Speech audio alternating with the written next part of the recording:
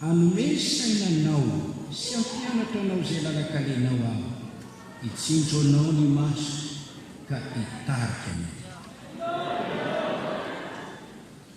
Isaia 40:10 izao no lazay Jehovah mpanavitra anao dia ny ray masiny Israely. Izao Jehovah Andriamanitra ao mampianatra anao ahita soa sady hitarika anao amin'ny lalana tokony ho.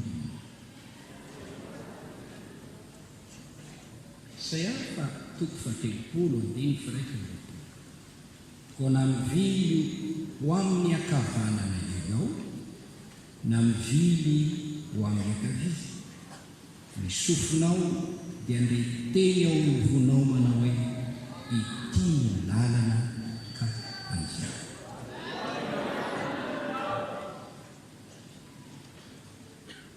Tonga soa amin'ny fianarana ny tenin'Andriamanitra izy. Elatsiny ho an'ny mpiangona teto Korondrano fa teny efa nendrika teto anaty lasa teo ity ary everiko fa mahatsara ny mieriberina anazy. Izay anaratsika androany amin'ity alahady sy akarana ity dia toy izay fa nianarana tamin'ny tondasa eto fizarana fahatelo. Ny tokony ataon'ny olo-maovonjy mba hitombony amin'ny fahasoavana ao amin'i Jesosy Kristy sy ho voatahiry ao amin'i Jesosy Kristy sy ny fanjakana. Tena zava-dehibe ho an'ny mpino an'i Jesosy Kristy ny manana ny tokony atao mba hitombona amin'ny fahasoavana ao amin'i Jesosy, mba hahafahana hitahiry ny tena ao amin'i Jesosy. Raha petraka amin'ny fanontaniana hoe inona tokoa moa no tokony ataontsika mpino olo-maovonjy mba hitombontsika amin'ny fahasoavana sy ho voatahiry ao amin'i Jesosy, ny Baiboly manaiky tsara izany fanontaniana izany ary manome valy. Dia raina ny tombo lesona omena ny tokony ataon'olo-maovonjy mba hitombony amin'ny fahasoavana ao amin'i Jesosy sy tonga azo voatahiry ao amin'ny Kristy. Misy ireo tsy mitombo amin'ny fahasoavana, misy ireo tsy voatahiry. Raha voankazo teo amin'ny hazo dia mitsana, ravokavy dia raraka. Raha olona nandeha teny an-dalana dia potraka, lava.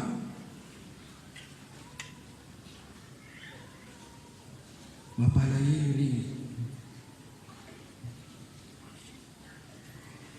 Misy izany na dia misy aza ny teny fikasana hoe tsy misy marombaka amin'ny tanan'i Jesosy, dia misy ihany ireo votsitra ngamba izy mihitsy tsy nety nitehirizy ny tompo fa mikofokofoka takan'ireny zaza eo ampelantanan'ny reny ampidino votsitra.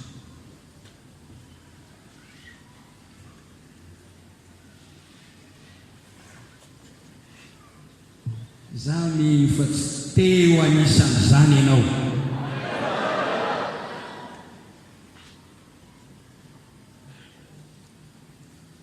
Izay koa dia tsy tia hita na dia anankiray ihany aza amin'ny olo-maovonjy hiemotra, ho raraka, ho potraka, hiverin-dalana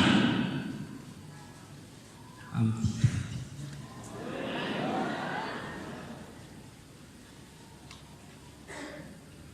ny tokony ho atao dia raina ny tompo. Ireo olombovonjy eo, izao no tokony ho ataonao. Atao zava-dehibe ny fanompoana ny Tompo Andriamanitsika. Amen. Mba hanampiana ny tsiraray avy anao zava-dehibe ity fanompoana ny Tompo ity, dia resaka aminareo zavatra vitsivitsy aho. Ary mingavy aho mba hanaraka tsara ianao ary hiaino tsara. Reto izany ireo famarinana ara-baiboly maneho ny mazava-dehibe ny fanomponan'Andriamanitra. Faharoa, ireo didy sy fitsipika nomen'Andriamanitra, napetraka Andriamanitra ho tandreman'ireo olombovonjy mpanompony mba lavorary ny fanomponan'Andriamanitra. Maranantsika azy dia teny ho any endry, tsy misy adala koa. Efa ny Baiboly dia misy ihany teny hoe Virgine dimy adala, Galatiana adala, nanomboka tamin'ny fanahy, mamarana amin'ny nofo. Asiako anareo izay mandray ny teniko ka tsy mankatory.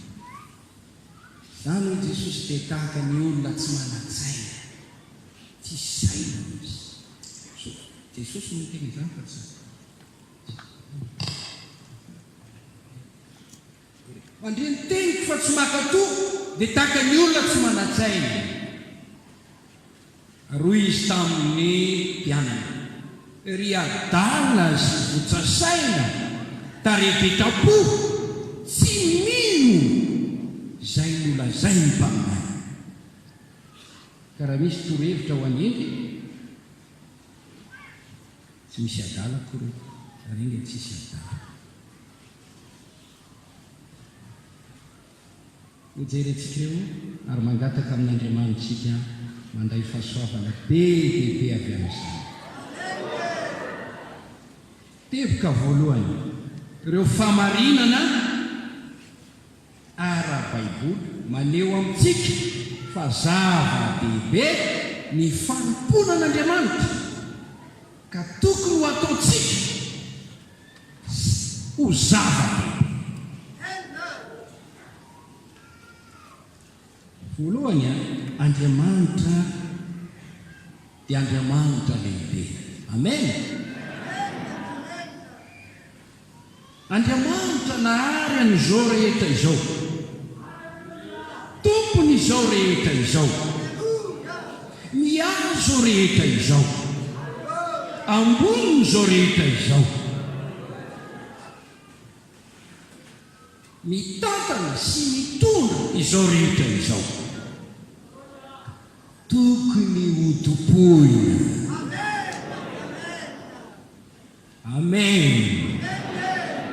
Tokony ho topoina.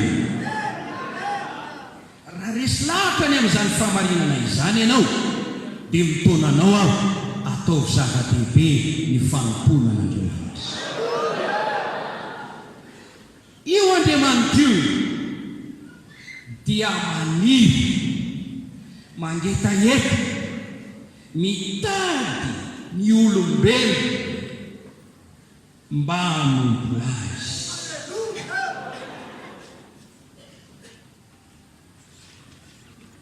Koa raha misy olona manaiky hanompo an'Andriamanitra, ny fidy ny anompo an'Andriamanitra, manolotena mba anompo an'Andriamanitra, dia manome fafampo an'Andriamanitra izany.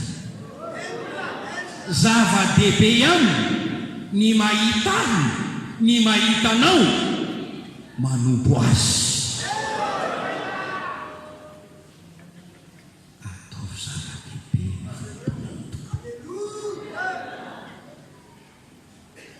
amin'ny Exodosy 2:20 ka hatramin'ny 5 miteny Andriamanitra,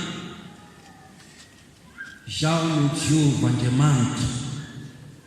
Misy toy asa manao andriamanitra hafa afa-tsy izaho, asa mikohaka misary zavatra misy mandrara izy na medika izy, izaho ihany no Andriamanitra. Asa manao andriamanitra hafa salamo fa raika 20:5 hatramin'ny 7.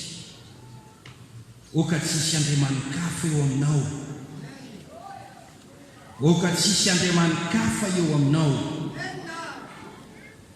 Mino ry olo dia ambarako aminao, ry Israely ao, raha mba hiaino ahy ianao, tsy hisy andriamanitra hafa eo aminao na hanompo andriamanitra hafa ianao. Misy teny hoe fadio ny fampotsaby, mandosira ny fampotsaby, arovy ny tenanao amin'ny saby. Fa inona moa ny saby? Tsy Andriamanitra, nefa tokoy ny olona ekofa ivavana zavatra natao tanana ireny.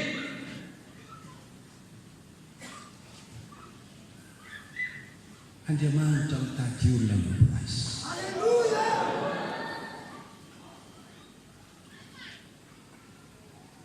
Malahelo ny folo raha tsy manompo azy isika. Voakorotana mihitsy izy raha tsy manompo azy isika, satria tonga tezitra Andriamanitra raha tsy manompo azy isika.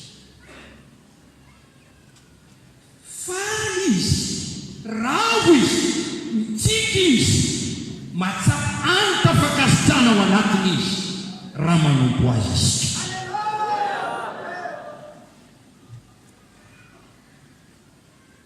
Hoy izy hoe Mika 1:5. Ry olombelona efa naseho Jehovah izay tsara, dia izao ihany hanao ny marina ho tia famirapo, manaraka n'Andriamanitra ao mifanetretena. Manaraka dia toy ny miteny hoe hanompo an'Andriamanitra ao amin'ny fanetretena. Inona ny ilain'Andriamanitra amintsika olombelona? Ny hanao ny marina ho tia famirapo, ny anaraka azy amin'ny fanetretena, hanompo azy amin'ny fanetretena.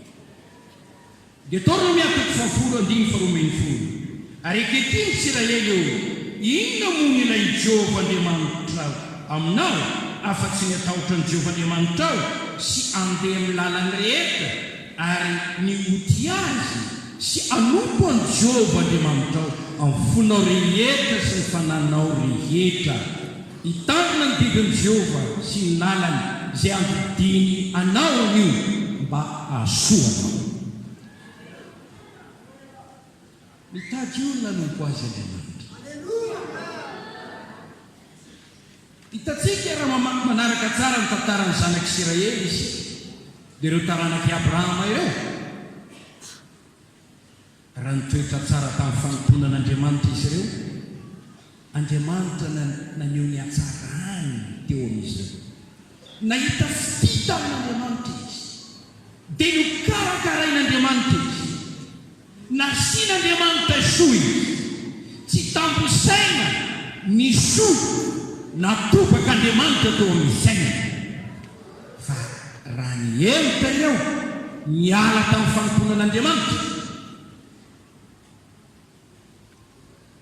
dia niraisin'Andriamanitra ho zava zany raha mamaky ny tenin'Andriamanitra sika ao amin'ny Jeremia dia izao no tena ambaran'Andriamanitra.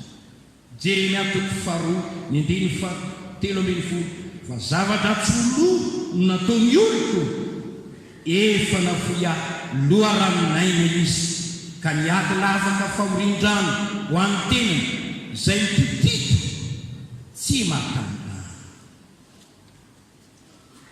Ndiny fahasolony niaratsinao ihany no anafayanao ary ny fiodinanao no ananatranao ho afataro sy hevery fa ratsy sy mangidy ny nafoizanao an Jehova Andriamanitra sy tsy misy ny tahotra ho aho ho Jehova tompony. Mahatsiaro mihitsy Andriamanitra hoe zava-dratsy no nataon'ny Israely izay miodina nafoy ny fanompona ny tompony satria tsy mirara intsony ny fanompona n'Andriamanitra, tsy zava-dehibe taminy zany.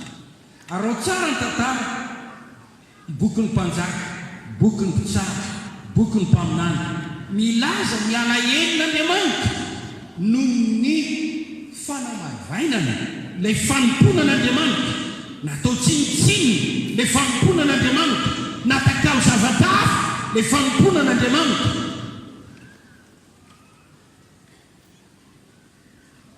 Za miteny antsika atao zava-dehibe ny fanomponan'Andriamanitra. Hitantsika ny aoson'Andriamanitra tamin'ny Abrahama, tamin'ny Isaka zanany, tamin'ny Jakoba zafikely, tamin'ny Israely zay taranaky Abrahama. Fa Andriamanitra niantso an'i Abrahama, nifidy an'i Abrahama, nanindry an'i Abrahama razamben'ny zanak'Israely sy ny taranany, nataony mpanompo dia rao ny tompo. Ny Salamo 119:1, Isaia 7:20, ny 9:20, hitantsika tsara zay ambaran'Andriamanitra. Isaia 7:20 izay no jerentsika andiny. Ary ankehitriny ho Jehova zay namorona hatrany am-boaka ho mpanompo no fironona mpanompo an'Andriamanitra io taranaka io. Eo amin'ny 9:7 ary izy tamin'ny mpanompoka ianao Israely izay ameza amboninahitra. Andriamanitra dia miasa mahery mifidy olona ataony mpanompo. Ianao ane izany ry olona vonjy, miantso olona ataony mpanompo. Ianao ane izany, manindry olona ataony mpanompo. Ianao ane izany. Takizany nataony tamin'ny Abrahama sy Jakoba, Isaka mba mitaranany araka iny ka andevo tany Egypta ny Israely ka nampampony Farao mpanjakany Egyptiana. Dia niasa Andriamanitra, nampiseho hery Andriamanitra, tanana mahery no nahinjiny nentina nanafaka ny zanak'Israely tamin'ny fanandevozan'ny Egyptiana mba tonga azy ireo ho afaka hanompo an'i Jehova. Jehova niady ho an'i Israely, nandava ny asa fanompon'ny Farao. Hitantsika Exode 4:7-20, 7:20, 7:9-10, 7:7-1,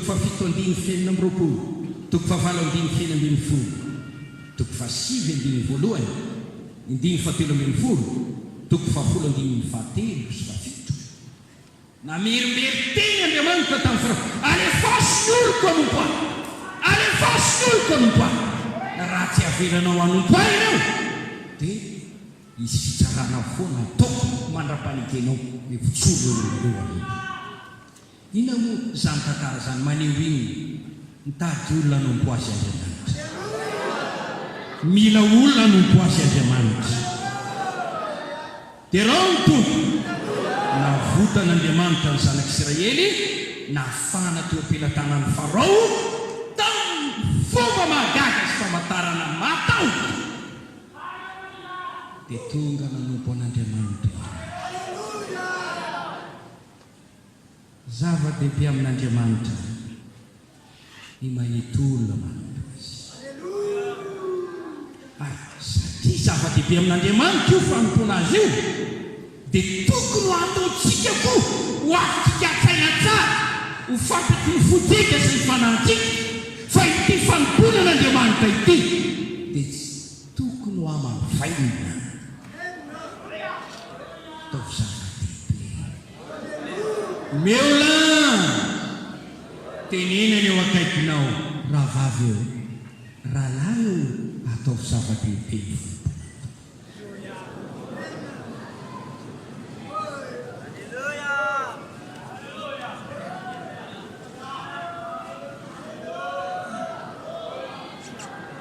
Dia raha ina ny tonga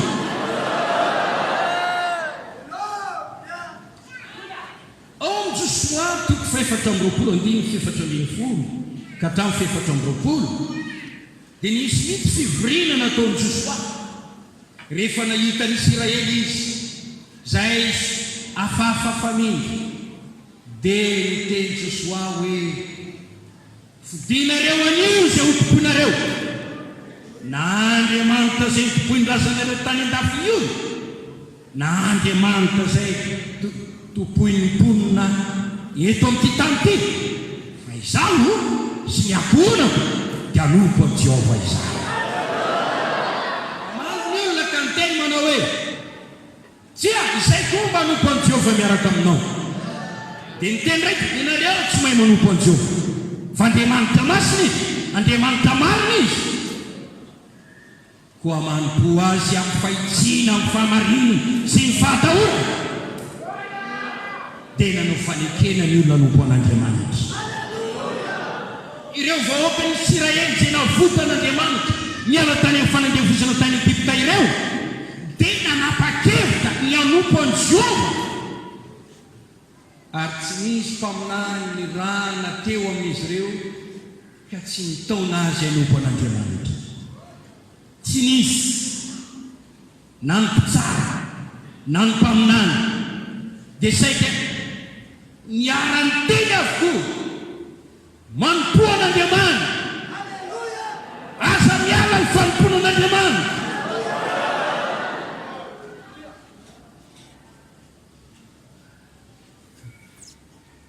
Josoa izaho somikonako nompanjio oko izy tsika teny hoe zako, oka ny raim-pianakaviana rehetra iteny hoe zako, oka ny renim-pianakaviana iteny hoe zako, oka ny ankizy rehetra iteny hoe zako. Amen. Ny fidy hanompo an'Andriamanitra izy. Dia raha ina amin'ny tonga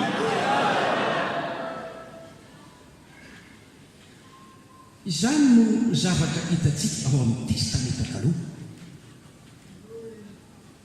Ireo olona nanao zava-dehibe ny fanompoana amin'ny tompo dia nifidy ary nanao fanekena hanompo an'i Jehovah, ary misy ratika anankiray izay niteny hoe mifandrika, raha mbola velona koa aho dia hanompo anao.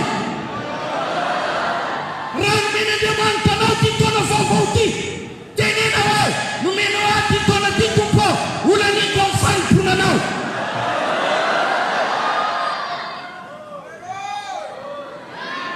Dia raha Andriamanitra nisy ao amin'ny testamenta vaovao hitantsika fa Petera no tahian'Andriamanitra. Luka toko fahadimy voalohany ka hatramin'ny faraika ambin'ny folo. Io lehilahy io dia nanana olana teo amin'ny fanaratovana, nanarato nandritry ny alina fa tsy nahazo reraka sasatra. Ny programany hoe azo vola avy amin'ny trondro dia dizy fanantenana izy. Teo amin'izay toerana fotoana na tonga fahasiaranana lehibe izay no nifanena tamin'i Jesosy. Jesosy mindrana ny sambo dia niataka kely sisy tany ka nakely amin'ny ranomasina dia nitory-teny dia niainy Petera. Fa rehefa vita nitory-teny fantatry Jesosy ny zavatra manahirana azy, tojo mandrosoany amin'ny lalina, alatsany arakinao, dia asasan-drano ianao. Dia nakatoa Petera dia nasasan-drano be izy.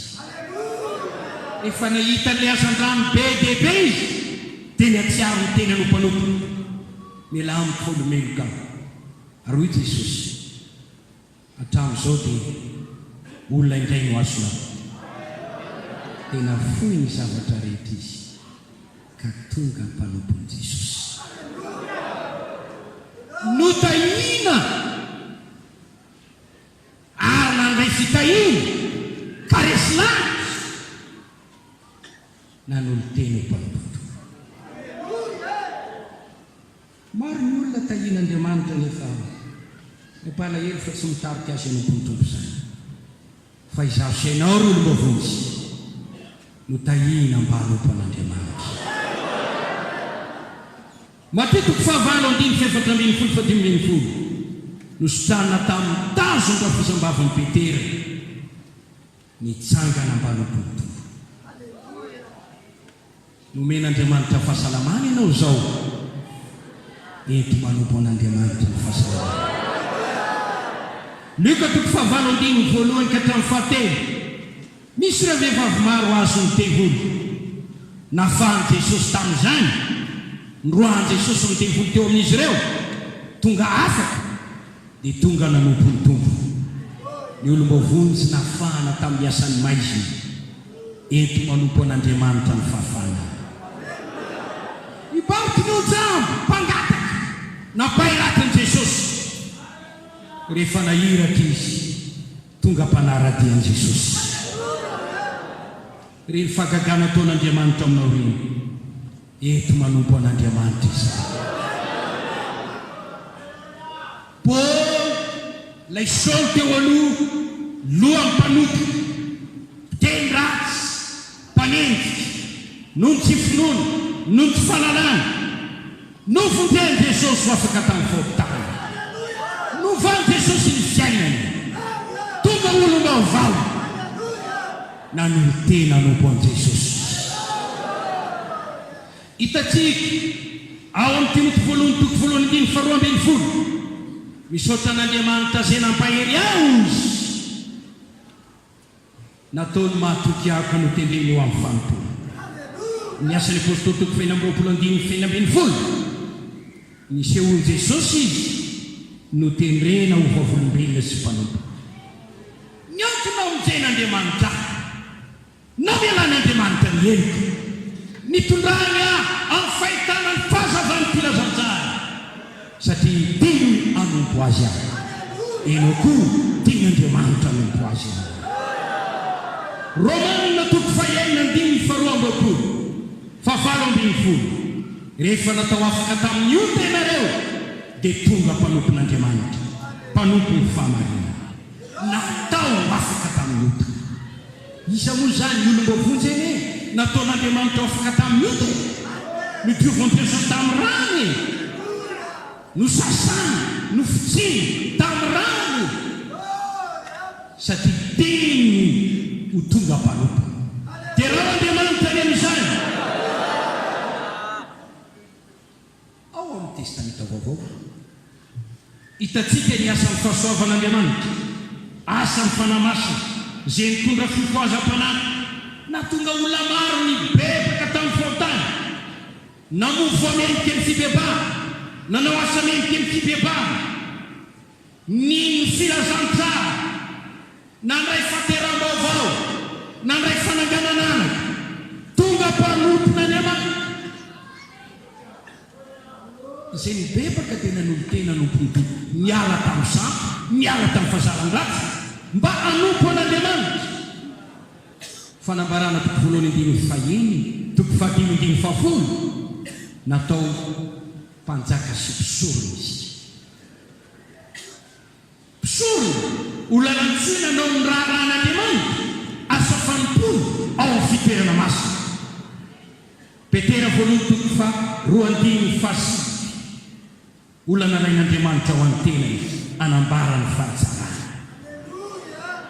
Novonjena mba hanompo isika rahalala, novonjena mba hanompo isika ry anabavy. Ny fisian'ny fiangonana misy ny atao hoe fiangonan'Andriamanitra. Tsika zao dia fiangonan'Andriamanitra, tsy tia rindrina efatra ity ny fiangonana, fa lay olona navotan'Andriamanitra, nafan'Andriamanitra tamin'ny asa ratsy, nafan'Andriamanitra tamin'ny fahefan'ny na lata ao fanjakan'ny demoni ka nataony ao amin'ny fanjakan'ny zanany. Olona novidiany Jesosy tamin'ny rano manambara ny fisian'ny fiangonana ny testamenta vaovao. Ary misy ny fiangonana mandraka ankehitriny vahoaka manompo an'Andriamanitra zany atao hoe fiangonana izy. Fiangonana vahoaka manompo an'Andriamanitra ary voninahitran'Andriamanitra ny fisiany vahoaka maro manompo azy. Ataovy zava-dehibe ny fanompona mitandrema fandreo dia isevitra ianao hoe rehefa vita batisa dia ampizay izay ny tanjo izay ny fety, tsy ho ihany fa iny dia marika ny fanoloran-tenanao hita ho mpanompon'i Jesosy. Ny fandraisanao tamin'ny batisa dia fandraisananao ho isan'ny mpanompon'i Jesosy. Ao amin'ny testamenta taloha sy ny testamenta vaovao dia samy mitantara amintsika ireo olona antsoin'Andriamanitra hoe mpanompony. Dia ndraiky antsoina hoe mpanompony Jehova, ny mpanompon'Andriamanitra, mpanompony tompo, mpanompony Jesosy Kristy, lehilahin'Andriamanitra, vehivavin'Andriamanitra, ireny. Halleluja. Toandry Abrahama mpanompoko, toandry Jakoba mpanompoko, ny Israely mpanompoko, Mosesy mpanompoko, Josua mpanompoko, Samuel mpanompoko, David mpanompoko, ny apôstôly sy ny mpaminany natsoina hoe mpanompon'Andriamanitra avokoa.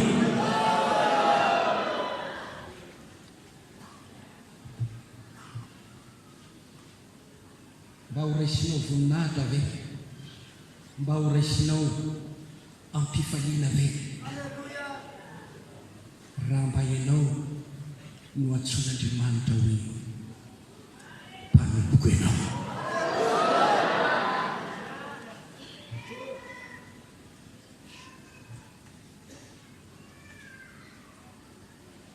Resaka teto Malomaraina,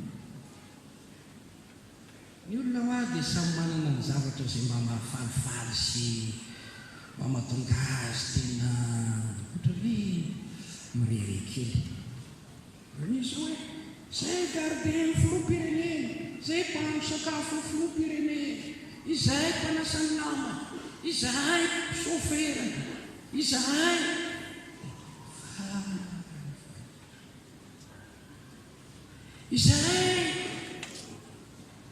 piasany BG, izay piasany Tico, izay piasany piasa zavatra malazalaza na tsinitsiny do piasa mpanompona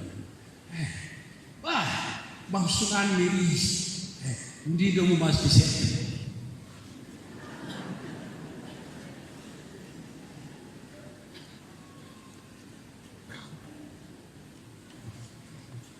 Ry havako olombavonjy natao ho mpanompony Jesosy.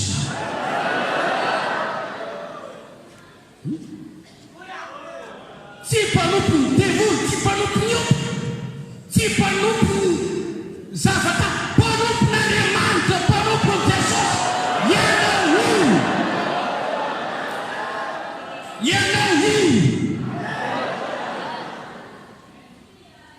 mafaly venao amin'izany. Efa manoratra Paul mpanompon'i Kristy, mpanompon'Andriamanitra.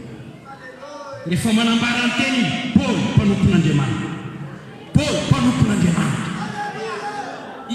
Tsy zavatra mamenatra azy zany na hoe tsy zavatra tena mahafalifaly azy mihitsy, tena nataony voninahitra mihitsy izany hoe mpanompon'Andriamanitra.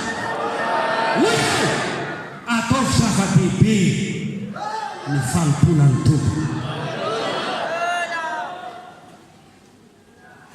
Oko velom-piko ianao, oko velon-kiny ianao, oko velom-pongy ianao, oko andinidiny fonao, raha natsoin'Andriamanitra sy ny fidiny no tendray ho isan'ny mpanompony ianao.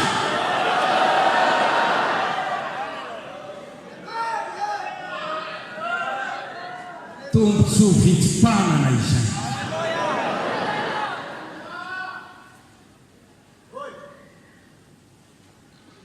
Tokony faly amin'ny tongotsika, tokony hisaotran'Andriamanitra.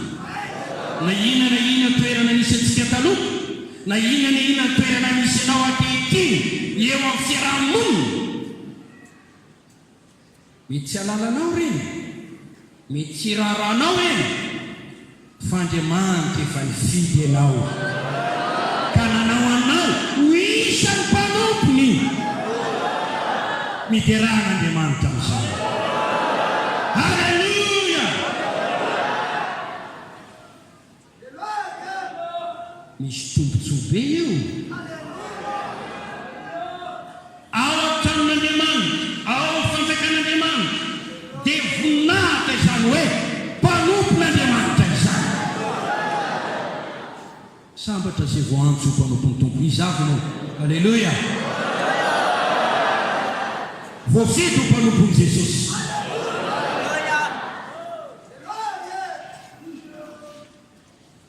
Ny Baiboly dia milaza ny teny fikasana, teny fampanantenana nomen'Andriamanitra andreo mpanompony. Be dia be ireo fa tsy tamposaina, firesaka zavatra anankiray fotsiny aho.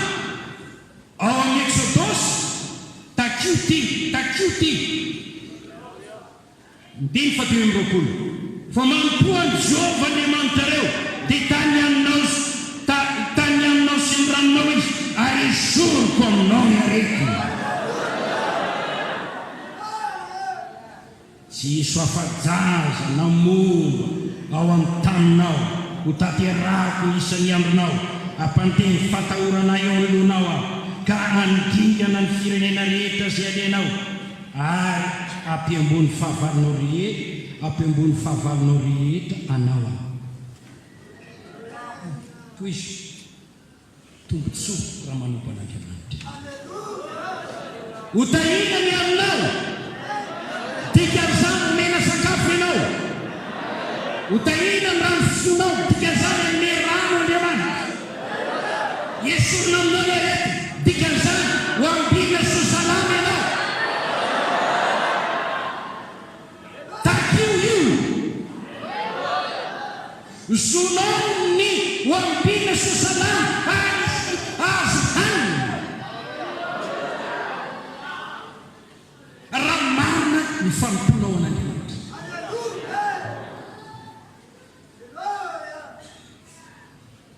Ka tianao ve tianana olana ara-sakafo ianao amin'ny tontolo ity? Manompoan'i Jehovah. Tianao ve tianana olana ara-pahasalamana ianao amin'ny tontolo ity? Manompoan'i Jehovah. Tianao mpanesy ny fahavalonao ve ianao amin'ny tontolo ity? Manompoan'i Jehovah. Dia raha Andriamanitra ny amin'izany. Halleluja.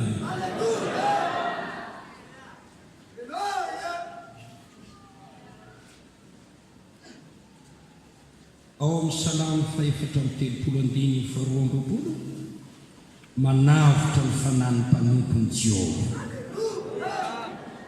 Dia raha ho Andriamanitra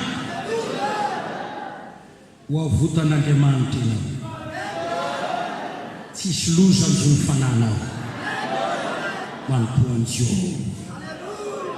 Dia raha ho Andriamanitra salamy fahasivy amin'ny valopolo ny dimy faharoapolo efa nahita ny Davida mpanompoka aho, ny diloniko masina nansorako azy, ny tanako no ampirenina aminy, ny santo kokoa no ampahery azy, tsy fety azy ny fahavalo na ampahory azy ny zanaky ny faharatsy, andipaka ny fahavalony eo alohan'ny tavany aho, sady ameny izay mankala azy. Fa ny famorapoko, famarinako sy ny famorapoko omba azy, ary ny anarako nisy ratany tambo. Taka nataon'Andriamanitra tamin'ny Davida no ataon'Andriamanitra amiko aminao koa. Takio mba ho tanteran'Andriamanitra aminao amin'ity taona ity. Hosoran'Andriamanitra ianao,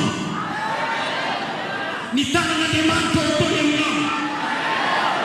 Tsy afaka hifetsanao ny tebony favalinao, tsy afaka ampahorinao ny zanaky ny tebony, tsy afaka handripaka anao ireny. Ny mpanompon'Andriamanitra.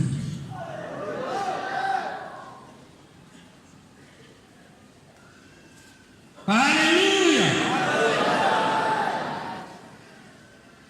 Isaia toko faharoa amin'ny dimapolo ny andimy fahatelo ambin'ny folo. Indro ny mpanompoko izay ambiny isandratra ho ambony izy ka ho avy indrindra. Ny mpanompon'Andriamanitra tena mpanantenain'Andriamanitra fa ho ambiny, ho asandratra, ho ambony, tsy ho rambony fa ho lohany, tsy ho resy fa ho mpanesy. Manompoan'i Jehova. Dia raha ho Andriamanitra ny amin'izany, Isaia toko fahaefatra amin'ny dimapolo ny andimy fahafito ambin'ny folo. Ny fiadiana rehetra izay voaforona hamelezana anao dia tsisy andiny, ary lena rehetra izay avy aminao eo amin'ny fitsarana dia ho resenao lahatra. Izany no nova ny mpanompon'i Jehova.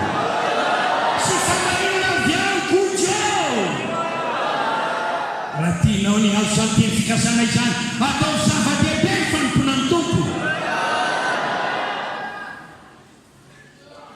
Dia raha ho Andriamanitra.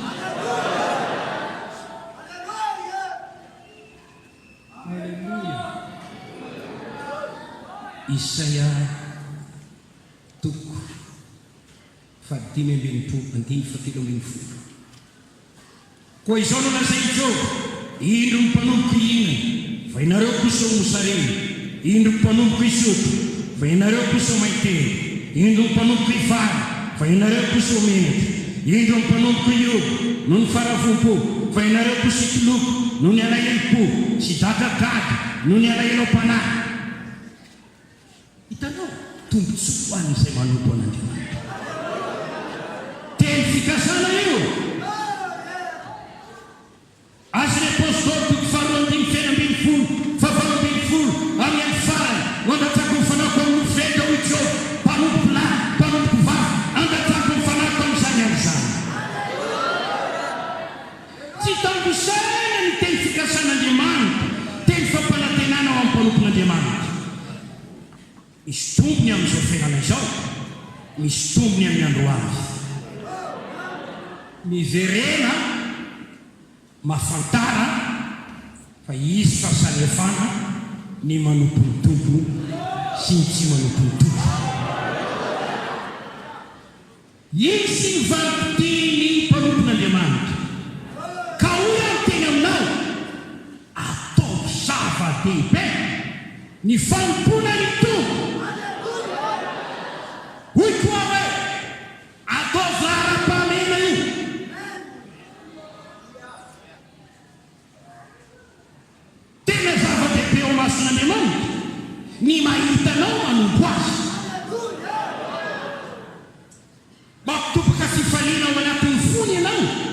raha manompo azy toa.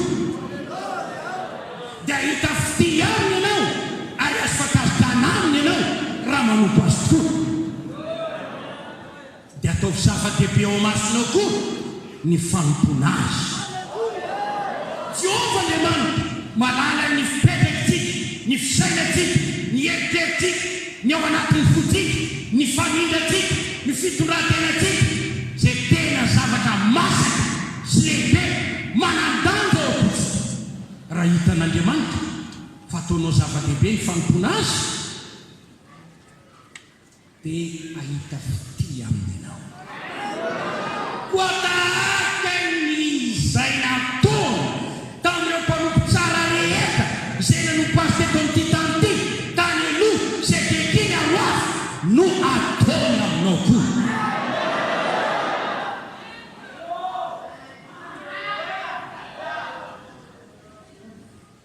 Tiako ianao amin'ity taona ity anana tarigetra hoe namisaina Andriamanitra tany am-piangonana, nanoro-hevitra izy na ampianatra ny tokony ataoko izy, ny ampianatra ny lalakombako izy. Fa izao ny ilaina, mila manao zava-dehibe ny fanompona azy. Alleluia! Teneny eo akaikinao hoe mila manao zava-dehibe ny fanompona azy.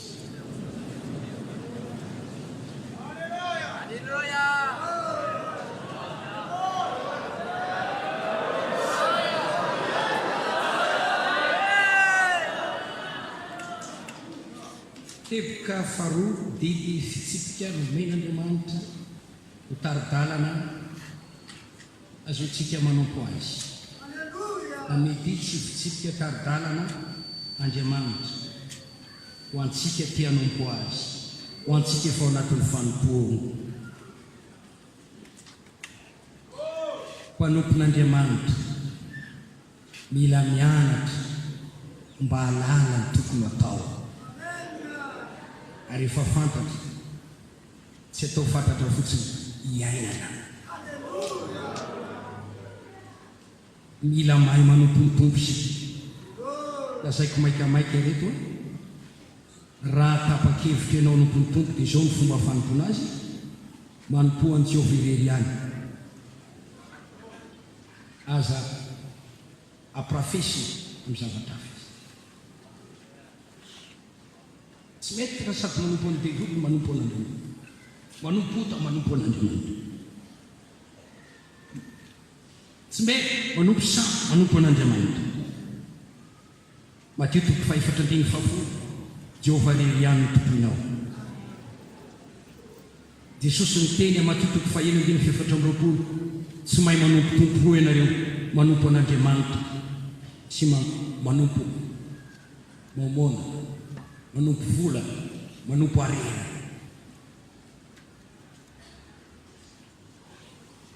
Tokana ny fonao, manompo azy amin'ny fonao tokana tsy zaraina. Tokana ny fananao, manompo azy amin'ny fananao tokana tsy zaraina.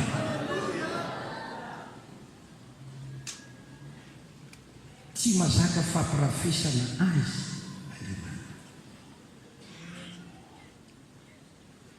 Joshua 4:4 manompo an'i Jehovah ny fahitsiana sy ny fahamarina. Antony Jona 4:7 Andriamanitra dia fanahy, izay mivavaka amin'ny fanahy sy ny fahamarina. Manompo amin'ny tompo ankitso-po. Tsy azo zava-tsoa amin'izay mandeha ny fahitsiana. Mijery toloe izy mba isiany aman-kely amonjy izay manana fo mahitsy.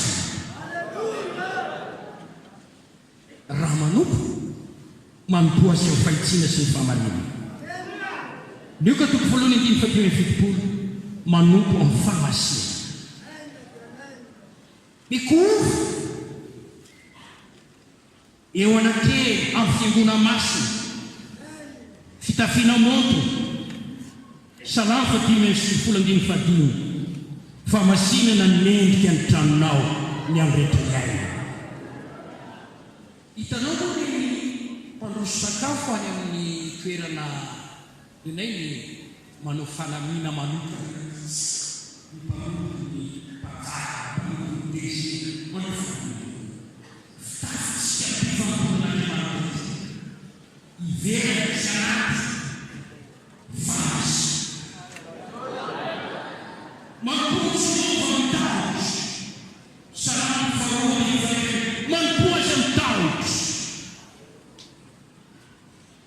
Hebreo 2:20-20 tsy tianana fahasoavana entsika manompon'Andriamanitra amin'ny fanajana sy ny tahotra. Manompo mampiseho fanajana an'Andriamanitra. Malaky atoko voalohany 5 raha ray aho aiza izay atako raha tompo aiza izay tahotra. Mila manana fatahoran'Andriamanitra amin'ny ty fanompona ity. Manompo azy ny tahotra amin'izay rehetra ataotsika okisy tahotra. Manatsy tsy milalao, tsy mivasivasy, tsy makafana. Manatsy misy olona tsy misy tahotra, tsy misy fanadanan'Andriamanitra. Zay ao malaky aho ianareo mpisorona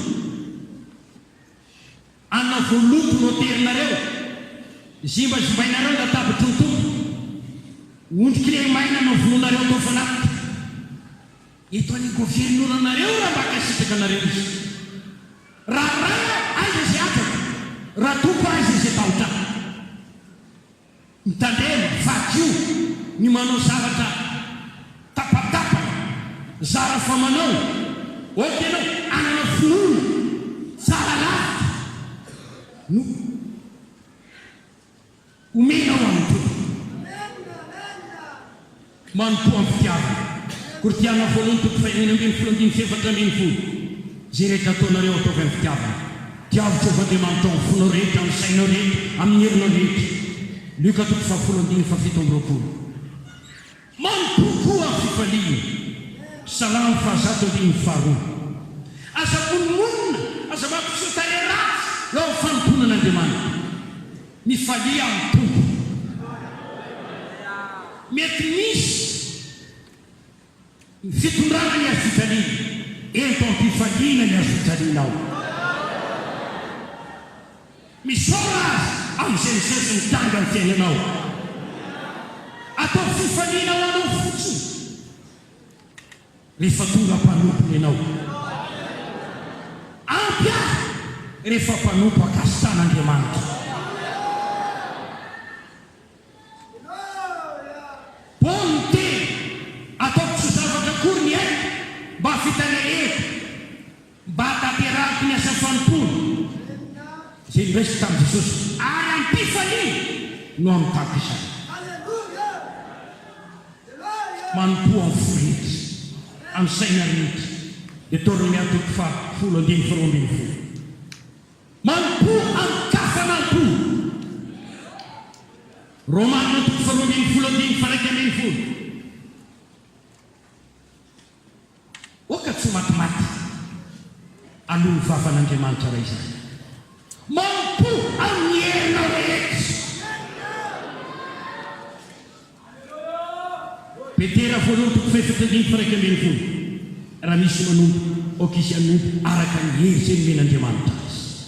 Moventsika rehefa manompo ny tompo tena manatotona ny hery, tena mieritsika rehetra ve rehefa manome ho an'Andriamanitra, tena mieritsika rehetra ve rehefa mizava, rehefa mihina minina mieritsika ataotsika mitsitsaina ve isika sa tena mitaka ny olona hoe mamono ny tena nitsy rehetra olona ireto manao mifizery ihany ampikerezanaina rehetra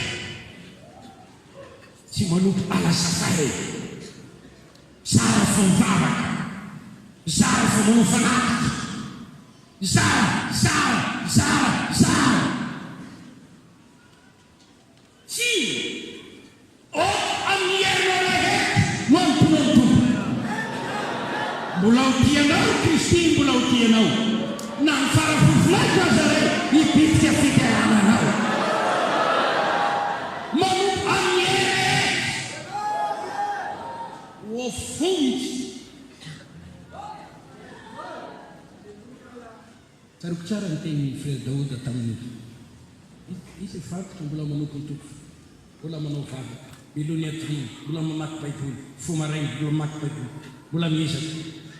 Ny aty ozy tahaka ny lavy izy mirehatra. Ary rehefa fara ny lavy izy vao mainka miredareda.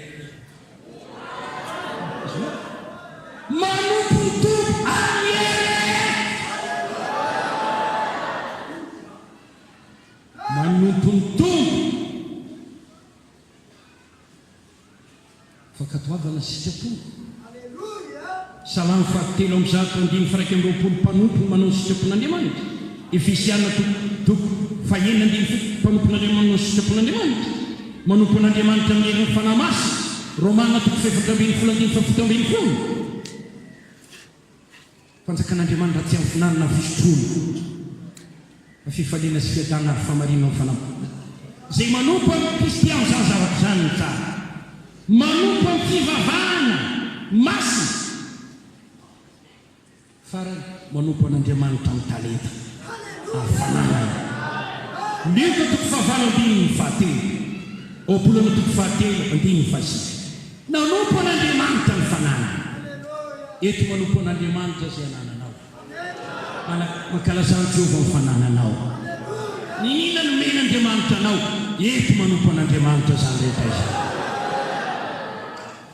Mosesy niteny tamin'ny Farao, izahay dia manompo an'i Jehovah, ny lehilahy lehibe aminay, ny vehivavy lehibe, ary ny tanoranay, ny ankizy koa, ny ombonay, ny biby sombonay. Oentinay manompo an'i Jehovah avokoa ny zavatra rehetra. Izany no taridalana amin'ny fanomponan'ny tompo. Ireo biby tsipitsipika taridalana izay nomenantsika ireo dia nomena mba hianarantsika manompo an'Andriamanitra. Tsy vita io raha tsy ateraka indray ianao, tsy vita io raha tsy miova fo ianao, tsy vita io raha tsy ao amin'ny fanampiany fanahy masina. Koa raha tianao mitateraka amin'ity fanomponan'ny tompo ity dia izao mikiny ianao amin'ny fahasoavana, mikiny ianao amin'ny fanahy masina. Amarana raha lasy anadaky.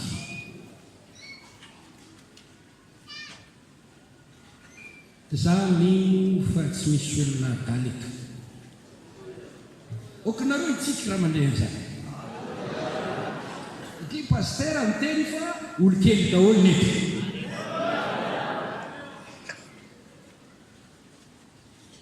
Alleluia. Taona vaovao ity taona ity. Misy volana 12. Misy andro amandriny, misy ora be dia be, misy minitra be dia be, misy segondra be dia be. Nefa no ny fitiavan'Andriamanitra nomeny antsika ity taona ity. Za mivavaka mba ho ela velona ianao, mba ho hitan'ny zavi-kelinao eny ianao.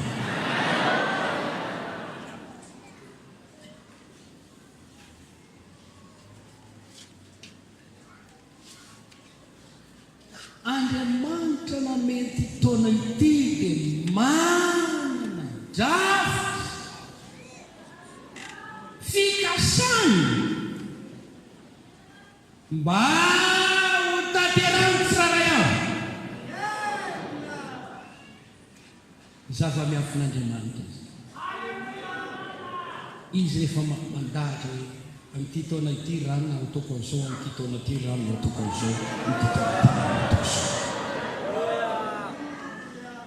hotoany ny fikasan'Andriamanitra, hotanteraka ny sitrapon'Andriamanitra. Isika koa nomen'Andriamanitra nyty taona ity dia tia hanokatra pejy vaovao eo amin'ny fiainantsika. Ely dia manoratra programa raha sitraponao Andriamanitra, sitakao nita ireto zavatra rehetra mba efa ho anto araiky ny komina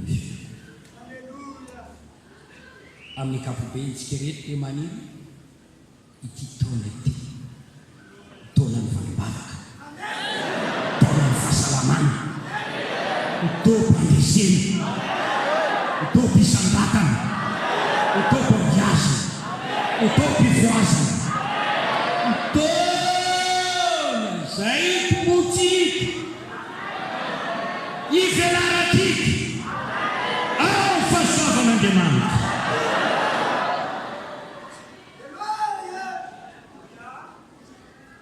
Dia raina ny tompo.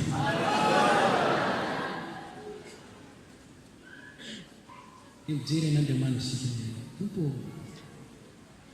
faly be mihitsy ara-mba ataonao amiko zany. Raha hitanao izy dia miteny hoe eny afaka manao fanekena tsika. Ianao miandriana ho andretoreto anao, za koa miandrianao anao andretoreto ho aho.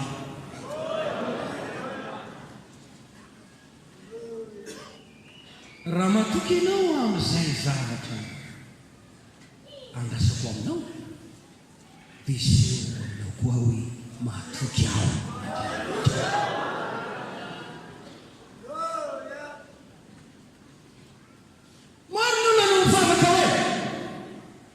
Miandry anao Andriamanitra, asa ela Andriamanitra, mandry anao aho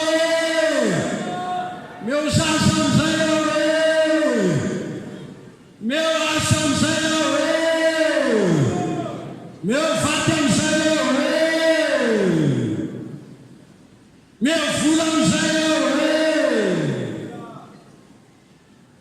tatsominao anty taonty aho dia tsy afaka intsony.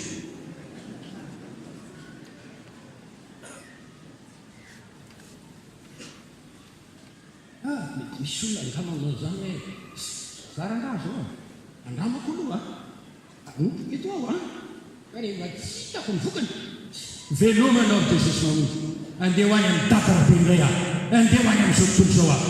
Jereny reto olona tsy manompo an'Andriamanitra reto, jereny tsitsika izy, jereny mitombo fananany.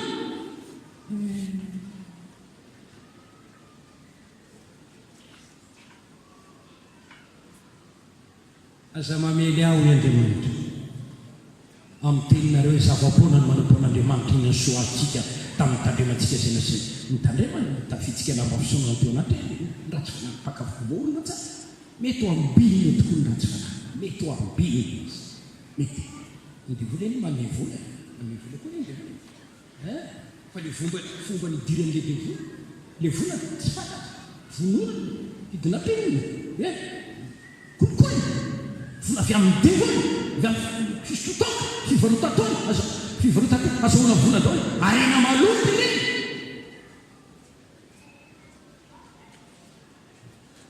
Fa raha mitady le anjara voateny amin'Andriamanitra ianao, manan-karena madio Andriamanitra omenanao, arena tsy maloto fa arena mateza, arena mitondra fahasalamana tsy adana, ary tsy sakana anao fidirana ny an-tany. Ka raha misy miteny hoe miandry anao atompo dia hoy Jesosy hoe za koa miandry anao.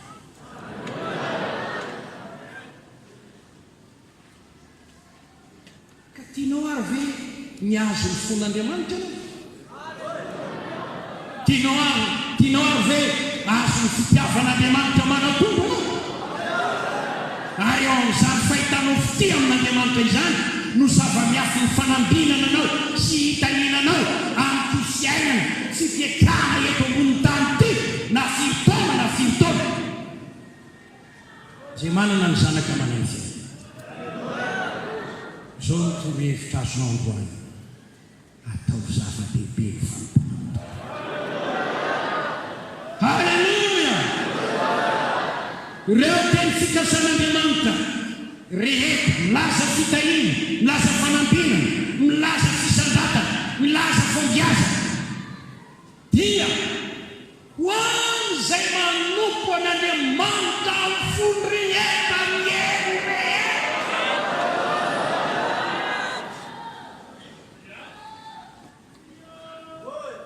Tsy miasa jamba rafozana ianao raha manompo an'Andriamanitra. Tsy tahaka ny rafozana jamba Andriamanitra.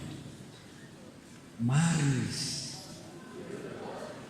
Marefy tsara ny lalana lenao ary afaka mandanja tsara ny zavatra petrakanao amin'ny zanany ary afaka mamatra tsara izay zavatra ataonao amin'ny kapoaka ka atonao azy, malala tsara ilay fitiavanao azy ary izy miteny hoe tiako izay tia mpandovako arena izay tia azy efatra pitady ihany no hita fahasoavana ny ho an'izay rehetra tia n'Andriamanitra.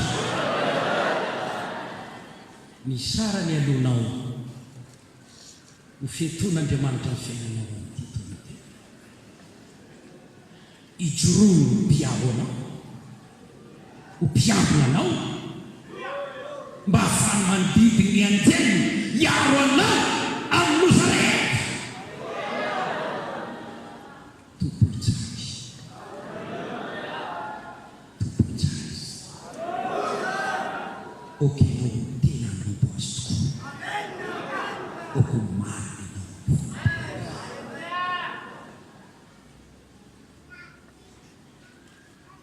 Amen.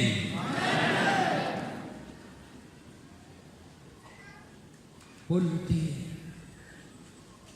manana ny zavatra rehetra sady feno aho fa izy ho Paoly mpanampony Kristy olona nanao maitso zana na ny fampiasana azy fitahiana ara-panahy, fitahiana ara-materiel, ny fampiasana azy io fanampona amin'ny tompony. Hitanao fa izy no anisan'ny natao solon'ny Jodasy. Mamaky boky ny fanambarana ao apôstôly 12. Tsy Jodasy io apôstôly 12 fa iny efa ary fa i Paoly satria nanao tena feno an'Andriamanitra. Tiako hitahian'Andriamanitra ianao. Tiako nitsy ny andraisan'Andriamanitra tanana ny fiainanao. Amin'ity taona ity ho voaaro ny heran'Andriamanitra ianao. Tsisy loza ny joanao.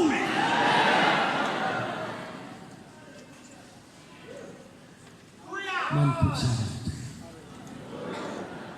Manompo tsara ny tompony. Davida niteny Jehovah ny mpiandry atsy anandrano.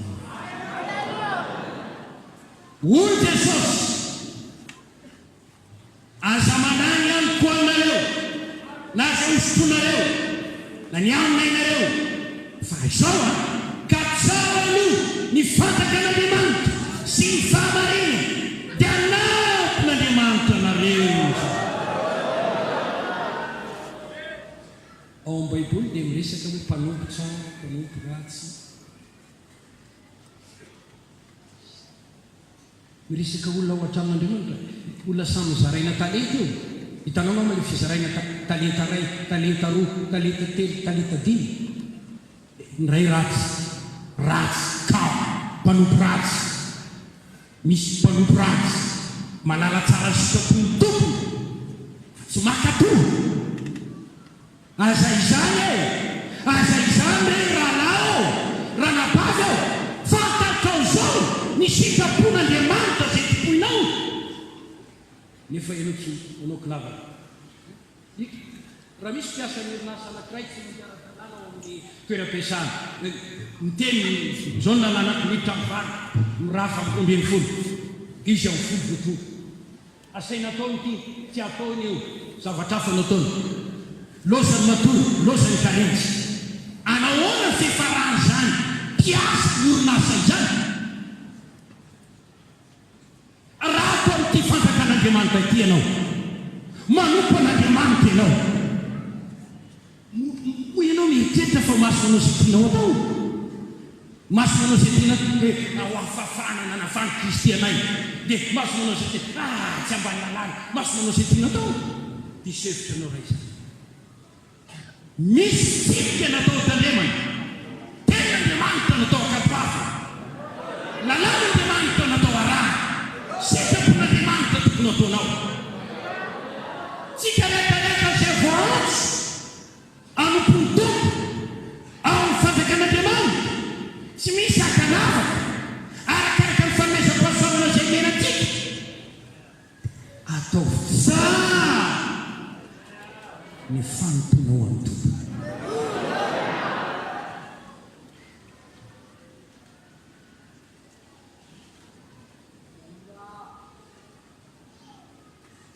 ny tena olombavonjy ny mianatra mba anompona an'Andriamanitra mikely ay miezaka manao zay ahafahan'ny tompo mampiseho fitiavana an'ilay fanompona mazoto amin'ilay fanompona mitady tompo no any Jesosy mpona tsy manao zay mampalahelo azy zany mividy ny fitaniana raha mahita olona Andriamanitra tena manompo azy marina tokoa amin'ny fahadiovam-po amin'ny heriny rehetra amin'ny fitiavana amin'ny rehetra ho avan'Andriamanitra eny na tsy hita tany andavaky ny lemina Daniela mpanompona ny kombona tsy tafandromandry ny mpanjaka tany azo ry Daniel mpanompon'Andriamanitra avy indrindra ity aho ry mpanjaka ny Andriamanitra ry Daniela dia tena Andriamanitra vety manao fahagagana lehibe ary hitatsika ny tompontsony Daniel fahagagana lasa olona spesial zafy tsy fahita zany hoe liona mikombona zao liona nolo ikombona tsy anaikitra olona zavatra tsy fahita fahagagana ny fiainany tena olona manompo an'Andriamanitra maro io zafa miafina io no anokefitra nao amin'ny tena ity anao ny safidy na fiainana tsara misy fahitana fity ka sandratra soambiny ho arovana ombana Andriamanitra amin'ny hery na fiainana tsy mahita nina fampona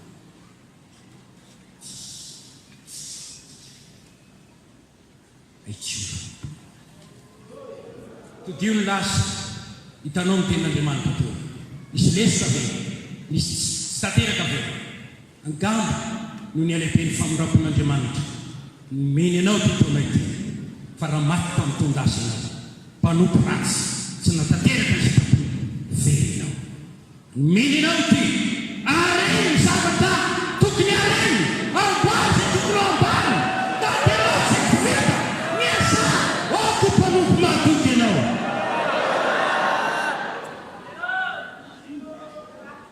Alleluia mangataka amin'Andriamanitra ho toam-pivoazana ho anao an'ity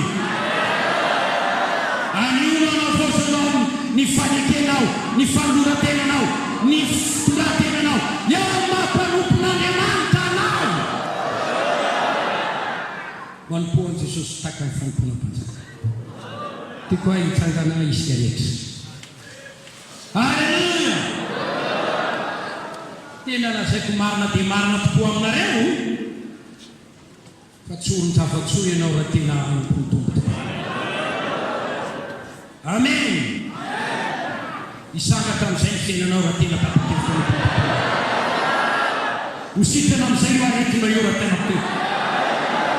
Nitombo amin'izay ny herin'Andriamanitra ampiasanao. Anisan'izay ny fiangonana entinao. Tsy manary ny mpanompony izany Andriamanitra. Tsy mamena rery ny mpanompony izany Andriamanitra. Tsy mamena ny mpanompony après izany Andriamanitra. Tsy mamena ny mpanompony menaka tsy tsaka-menaka izany Andriamanitra. Manome voninahitra ny mpanompony izy. Mitany mpanompony izy. Fantatrao izay tokony atao. Alléluia. Alléluia.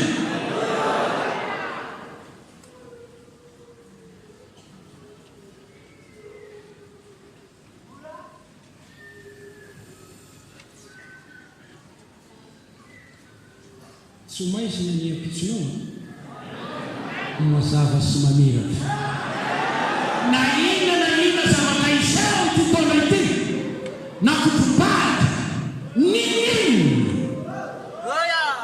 tsy akasy anao izany toe tompanompo maty.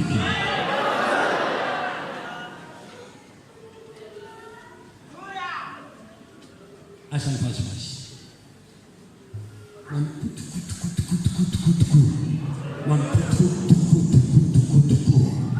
ampianaro anompo anao vavany miroe anompo anao. Asa alao ny akamono, alao ny fanaovana rena azy, apeo anajanao amin'ny fanompona. Alleluia. Misy moa la manompo ao amin'ny orinasa anankiray efa miteny lehibe manao zao ny fanamina bleu zao ny fa izy mbola mitivitivina ny fitafiana hafa ihany.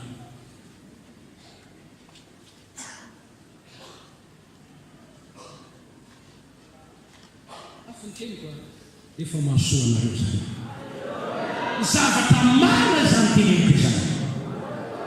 Zany fa mahay manompo ny tompo an'izay tika amandataka izany ny tompony anitsydiatsika ho amin'ny tena fanompona marina. Iresy 480 sy ensuite